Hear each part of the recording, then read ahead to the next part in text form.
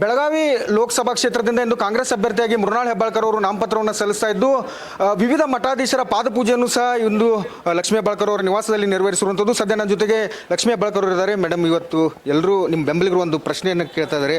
ಒಂದು ಅವರ ಆಸೆ ಅಂದರೆ ಹಿಸ್ಟ್ರಿ ಕ್ರಿಯೇಟ್ ಮಾಡ್ತಾರೆ ಈ ಬಾರಿ ಹೆಬ್ಬಾಳ್ಕರ್ ಅವರು ಅಂತ. ಖಂಡಿತವಾಗ್ಲೂ ಬೆಳಗಾವಿ ಪಾರ್ಲಿಮೆಂಟು, ಚಿಕ್ಕೋಡಿ ಪಾರ್ಲಿಮೆಂಟು, ಬೆಳಗಾವಿ ಜಿಲ್ಲೆಯ ಎಲ್ಲ ಮತದಾರರ ಆಶೀರ್ವಾದ, ಗುರು ಹಿರಿಯರ ಆಶೀರ್ವಾದ, ನಮ್ಮ ಪಕ್ಷದ ಎಲ್ಲ ಮುಖಂಡರ ಆಶೀರ್ವಾದದೊಂದಿಗೆ, ನಮ್ಮ ಕಾರ್ಯಕರ್ತರ ಒಂದು ಶ್ರಮದೊಂದಿಗೆ ಬೆಳಗಾವಿ ಲೋಕಸಭೆ ಆಗಿರ್ಬೋದು, ಚಿಕ್ಕೋಡಿ ಲೋಕಸಭೆ ಆಗಿರ್ಬೋದು, ಹಿಸ್ಟ್ರಿಯನ್ನು ಖಂಡಿತವಾಗ್ಲೂ ನಾವು ಸ್ಥಾಪಿಸ್ತೀವಿ ಅಂತ ಹೇಳಲಿಕ್ಕೆ ಬಯಸ್ತೇನೆ.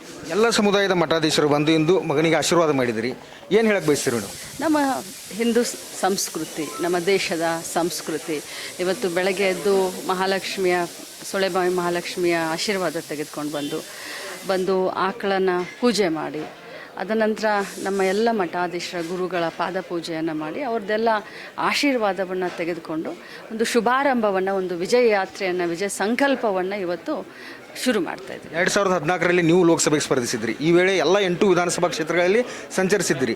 ಈಗ ಒಂದು ಸುತ್ತಿನ ಪ್ರಚಾರವನ್ನು ಮಾಡಿ ಬಂದಿದ್ರಿ ಎಲ್ಲ 8 ಕ್ಷೇತ್ರಗಳಲ್ಲಿ. ಯಾವ ರೀತಿ ವಾತಾವರಣ ಇದೆ?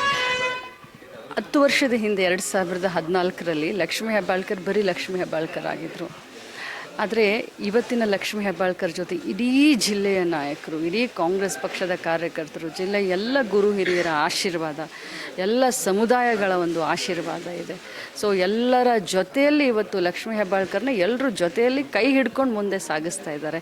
2014ರ ಲಕ್ಷ್ಮೀ ಹೆಬ್ಬಾಳ್ಕರ್ಗೂ 2024ರ ಹೆಬ್ಬಾಳ್ಕರ್ಗೂ ಭಾಳಷ್ಟು ವ್ಯತ್ಯಾಸ ಇದೆ. ಸಾಕಷ್ಟು ಈ ನಿಮ್ಮ ರಾಜಕೀಯ ಜೀವನದಲ್ಲಿ ವಿರೋಧಿಗಳು ಸಾಕಷ್ಟು ಟೀಕೆ ಮಾಡಿದರು.